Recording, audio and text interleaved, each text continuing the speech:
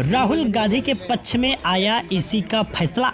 Supreme court के फैसले के बाद ही चुनाव आयोग वायनाड सीट पर उठाएगा बड़ा कदम।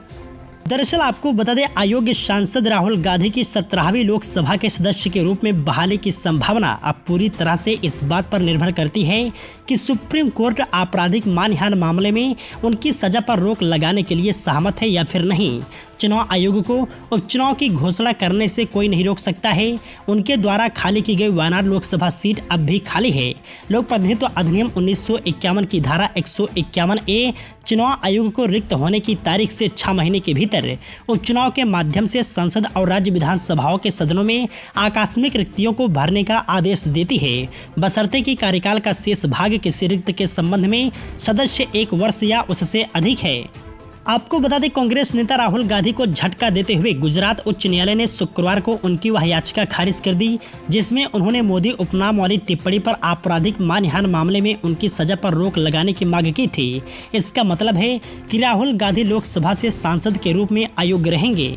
23 मार्च को राहुल को अयोग्य ठहराए जाने के बाद वायनाड सीट खाली हो गई। धारा 151A के अनुसार चुनाव आयोग को 22 सितंबर 2023 तक वहां उपचुनाव कराना अनिवार्य है, चूँकि यह रिक्त 17वीं लोकसभा के कार्यकाल से 1 वर्ष से अधिक समय पहले पैदा हुई थी। अंत में उपचुनाव को खत्म नहीं किया जा सकता, भले ही निर्वाचित सांसद का कार्यकाल अल्पावधि ही होगा। सूत्रों ने कहा है कि कांग्रेस नेतृत्व ने समय बचाने के लिए गुजरात उच्च न्यायालय की खंडपीठ के पास न जाकर सीधे उच्चतम न्यायालय में अपील करने का फैसला किया है।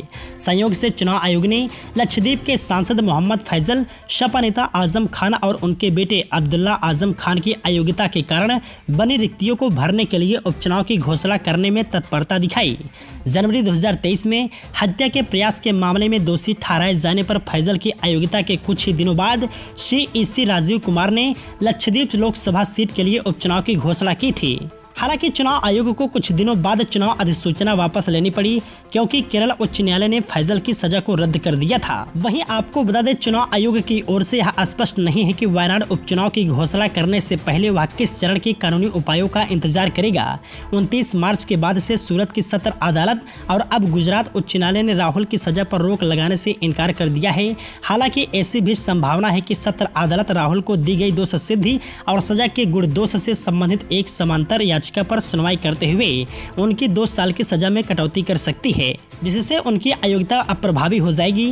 कार्यवाही आमतौर पर लंबे समय तक चलती है, जब तक अगले 2.5 महीने में ऐसी राहत नहीं मिलती। वायनाड उपचुनाव अपरिहार्य लगता है।